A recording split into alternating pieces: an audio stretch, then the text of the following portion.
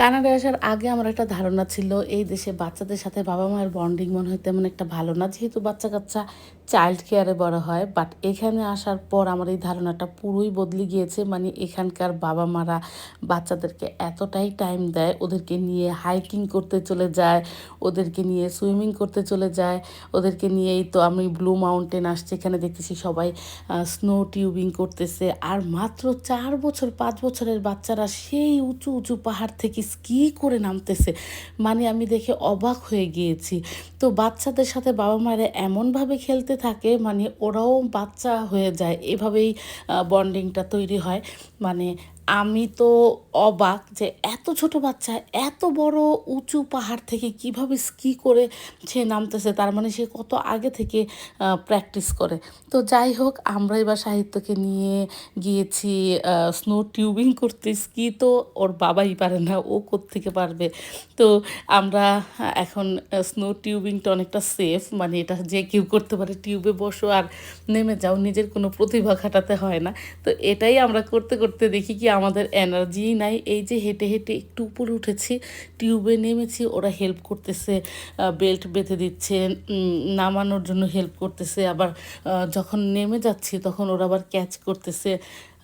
তো এতটা হেল্প পাওয়ার পরও আমরা একটু 2বার উঠলাম, 2বার উঠেই হয়রান, বলতেছি যে না, আমাদের আর এনার্জি নাই, এখন নতুন কোনো অ্যাক্টিভিটিতে যেতে হবে।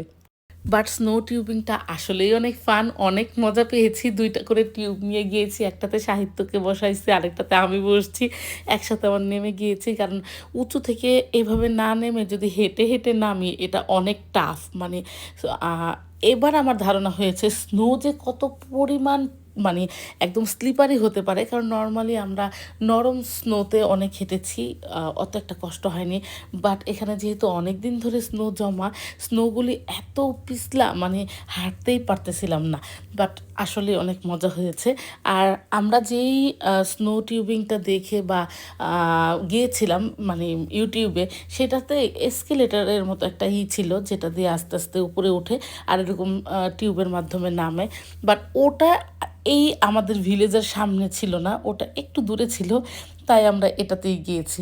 বাট আমরা অনেকক্ষণ ছিলাম না, মাত্র 2বার করে সবাই নেমেছি। এই 2বারেই মানে একদম হয়রান হয়ে গিয়েছি, আর প্রচুর ঠান্ডা লাগতেছিল কেন জানি। তখন আমরা নেক্সট অ্যাক্টিভিটিতে চলে গিয়েছি। তো নেক্সট অ্যাক্টিভিটি কী ছিল আমাদের, সেটাও আপনাদের সাথে শেয়ার করব। বাট আমার কাছে অনেক বেশি ভালো লেগেছে এবার ব্লু মাউন্টেন ভিলেজে গিয়ে, কারণ এখানে যত অ্যাক্টিভিটিগুলো ছিল সবগুলো সাহিত্য অনেক বেশি এনজয় করেছে। আর একটা সময় না, ওই বাচ্চার খুশি দেখলেই বাবা মায়ের ভালো লাগে, তখন আর অন্য কোনো কিছু ভালো লাগে না। তো প্রকৃতি আমার খুব পছন্দ, প্রকৃতির মধ্যে ঘুরতে যেতে চেতাম। বাট এখন চিন্তা করি প্রকৃতির সাথে সাহিত্য মজা পাবে এমন আর কি কি আছে জায়গায়, ওইটাতে রিসার্চ করে তারপর যাই। তো সব কিছু মিলিয়ে ব্লু মাউন্টেন ভিলেজটা খুব ভালো ছিল, যেটা প্রকৃতির সাথে বাচ্চাদের অনেক অনেক অ্যাক্টিভিটি ছিল। তো ভালো থাকবেন সবাই, আজকে এখানে সবাইকে জানাচ্ছি আল্লাহ হাফেজ।